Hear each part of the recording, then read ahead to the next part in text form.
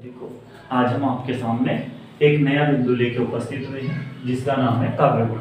इससे पहले की वीडियो बनाई थी उसमें आप लोगों के सामने मैंने रखा था कि काव्य गुण किसे कहते हैं, काव्य गुण की परिभाषा क्या है और कौन कौन से जो आचार्य हैं, है ना, काव्य शास्त्र के आचार्य हैं, उन्होंने कितने काव्य गुण माने हैं साहित्य में। तो हमने देखा था किसी आचार्य ने 10 काव्य गुणों के बारे में बताया, किसी आचार्य ने 3 गुणों के बारे में बताया, किसी ने 8 के बारे में बताया। तो हम देखते हैं कि आचार्य मोम्मट ने 3 काव्य गुणों के बारे में बताया। ठीक है, एक होता है माधुर्य, ठीक है, और इसके बाद है प्रसाद और ओज, ये 3 गुण हैं। ठीक है, आज हम लोग इन तीनों में से एक गुण के बारे में पढ़ेंगे, है ना, क्योंकि मैंने इसको आसानी से समझाने के लिए केवल एक ही गुण को आपको समझाया अभी।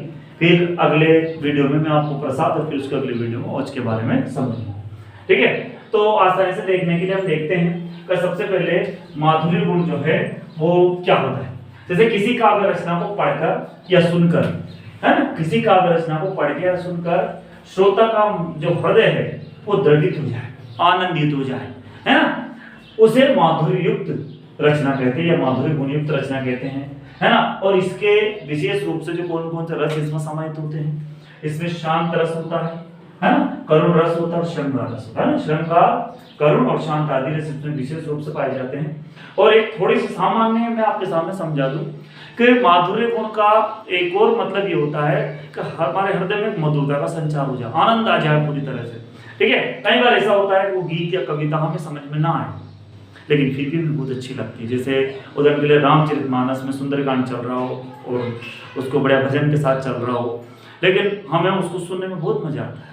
हो सकता है बहुत सारी चीजें उसमें समझ में ना आए लेकिन फिर भी हमें बहुत अच्छा लगता है। तो हम यहाँ देखते हैं इसके उदाहरण को।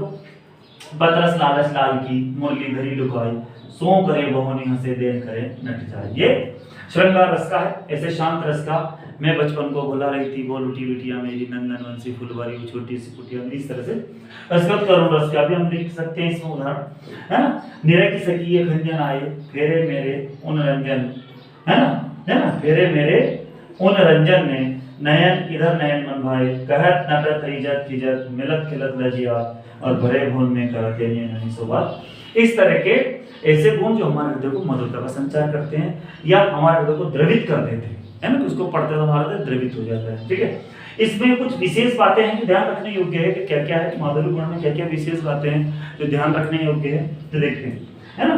तो इस रस में क्या होता है, इस जो ये जो गुण है, इस गुण में ट वर्ण के जो वर्ण होते हैं, ट वर्ग के जो वर्ण होते हैं, अर्थात ट ठ ड ढ ण, इसका प्रयोग न नहीं होता है, यानी न के बराबर हो या हो ही नहीं। ठीक है, इसके बाद जो कठोर वर्ण बोलते हैं तो ये कोमल कांत पदावली है, कोमल कांत पदावली है। आराम से इसको कोमलता के साथ समझा जाता है, इसमें कठोर वर्ण का प्रयोग नहीं होता। इसमें समास या तो न, है ना, क्योंकि बड़े बड़े समास ना हो, और या फिर हो तो बहुत छोटे छोटे हो, है ना। समास का प्रयोग भी इसमें वर्जित है, लेकिन छोटे समास हो तो ठीक है, लेकिन बड़े समास इसमें नहीं होते, नहीं प्रयोग होते।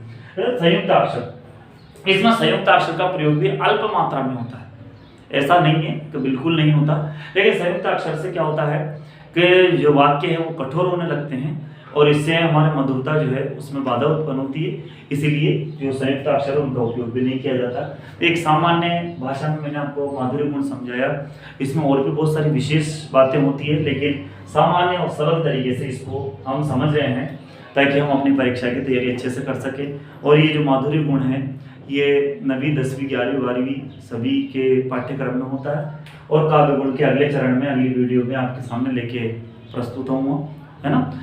अगले कुछ समय बाद आप इसको देखेंगे और इसके साथ हम आगे की तैयारी करेंगे। आप सबसे निवेदन है कि आप मेरे YouTube चैनल जो है ये ललित गुप्ता सर 560, इसको सब्सक्राइब करें। ये मेरी इंस्टाग्राम चैनल है, इंस्टाग्राम आईडी है lalit.gupta67, आप इसको फॉलो कर सकते हैं। आपको कोई भी समस्या हो, किसी बिंदु विशेष से संबंधित हो या आपको कोई पढ़ते समझ में कोई बिंदु नहीं आ रहा हो तो आप मुझे इस नंबर पर फोन लगा सकते हैं। मैं बनते कोशिश जितना भी मेरा सामर्थ्य होगा मैं आपकी समस्या का समाधान